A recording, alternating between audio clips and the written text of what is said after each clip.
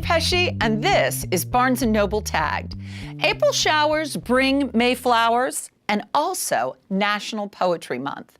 If you have children and know about the llama who had no pajama, then you will certainly know today's guest, Children's Poet Laureate, Mary Ann Hoberman. Mary Ann Hoberman published her first picture book, All My Shoes Come in Twos, in 1957. She went on to write classics like The Llama Who Had No Pajama and the popular series of call and answer stories entitled You Read to Me, I'll Read to You. She has won numerous awards in picture book literature, including laurels from magazines such as Child and Parenting, as well as a National Book Award for A House is a House for Me. Today, we are so excited to have her here to celebrate her latest glorious recognition, that of Children's Poet Laureate. Mary Ann Hoberman, you've been tagged. Thank you so much for being with us. Thank you for having me. You're a huge hit in my family. I have a 7-year-old, so we're big fans. So Great. This is an honor. Thank you. So you have received an honor of late. You have been named the Children's Poet Laureate. And I have to say, and I want to see, this is the medal, correct? Yeah, mm-hmm. It's really beautiful. It is. It's very nice. It has James Thurber's Pegasus, winged horse on it. And what it is that the Poetry Foundation decided that there are areas of poetry that are not as recognized as they should be, including children's poetry.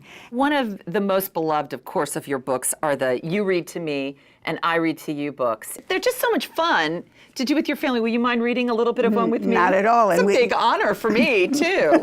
All right, so this is a little bit from Jack and the Beanstalk. You go first, I think. Okay, but first I say to the children, we say the title together. Oh. Okay, 1, 2, 3.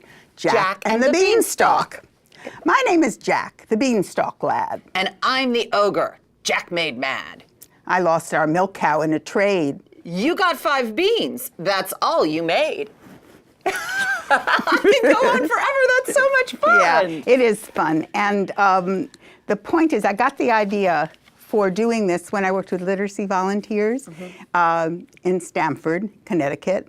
And I thought, because I had worked with parents who we were using picture books for their texts so that they could both learn English and also read to their children. So we were killing 2 birds with 1 stone. And we were using books saying, you read to your children, you can read 1 line, they'll read the next. And I thought, gee, wouldn't it be nice if there was books that were dedicated to do this, you know, and using all the different kinds of ways you encourage children to learn how to read with rhyme and rhythm, etc. And that's how I got the idea. We have to ask you, what's next for you? My first novel, and it's called Strawberry Hill, and Little Brown is publishing it. And another one also published with Little Brown is called All Kinds of Families, ! So we're very honored because I understand that you have written a poem for us. I have. So will you stick around? Sure. And read it to us and everyone at the end of the show. Absolutely, love to. Thank you so much, Mary Ann. The books are just so beautiful. Thank you.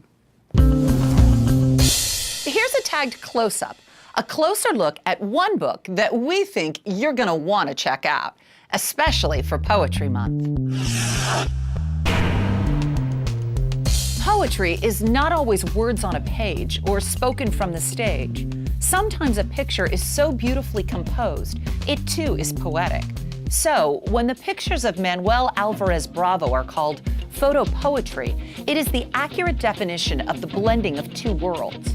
Photo poetry is the first major retrospective of Alvarez Bravo's 80-year career. He lived to be 100 and showcases hundreds of iconic photographs. They include landscapes, still lifes, rural and urban scenes, as well as portraits of luminaries such as Diego Rivera and Frida Kahlo.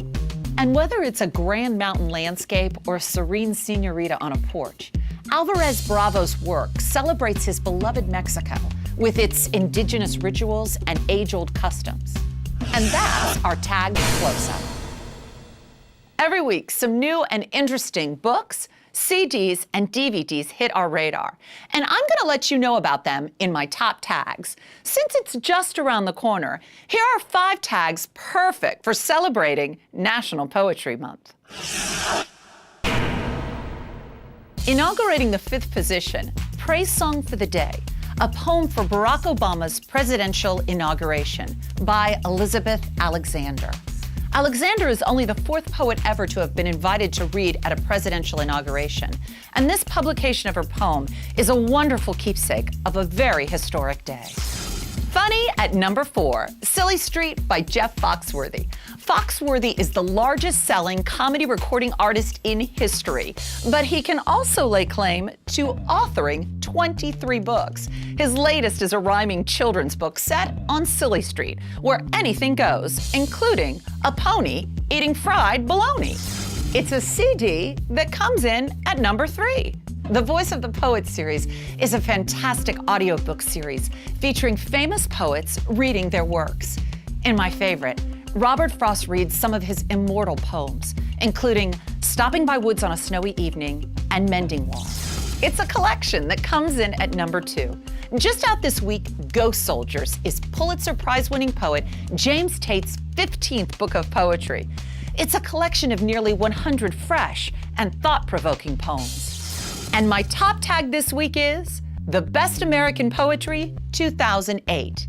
This year's edition was edited by one of the most admired and acclaimed poets of his generation, Charles Wright. With captivating notes from poets on their works, The Best American Poetry 2008 will be read, discussed, debated, and prized for years to come. And those are my top tags for this week. Mary Ann, as promised, you are back because you've written a poem for us. I certainly have. It's called A Confession. Children's authors hope and pray for a B&N display. What a joy when we discover our book placed to show its cover. But if it's hidden on the shelves, we sometimes prop it up ourselves. Desperate times, times such as these, call for desperate remedies. I love it. That is wonderful. Oh, before we go, I want to tell everybody that you can now follow Tagged and the Barnes & Noble Studio on Twitter. All right? This is very big. Mm-hmm. Just go to twitter.com and follow BN Studio. Happy Twittering. We'll see you all next time. Mary Ann, thank you again. Thank you so much. I loved being here. On Barnes & Noble Tagged.